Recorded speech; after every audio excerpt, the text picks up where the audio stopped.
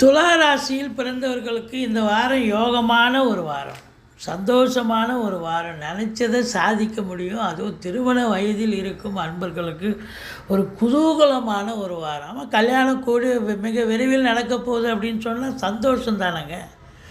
அதே நேரத்தில் உங்களுக்கு 2ஆம் இடத்தை சனி பார்க்குறதால கொஞ்சம் பேசுவதில் எச்சரிக்கை தேவை. பணம் பல வகையில் பையை நிரப்பினாலும் கூட கொடுக்கல் வாங்கல் செய்யக்கூடாது. இளைய சகோதர சகோதரிகளால் ஆதரவு உண்டு. தந்தையால் அனுகூலங்கள், அரசாங்கத்தால் ஆதாயம். மற்றபடி கணவன் மனைவி ஒற்றுமை, நண்பர்களால் பெரிய உதவி கிடைக்கும்.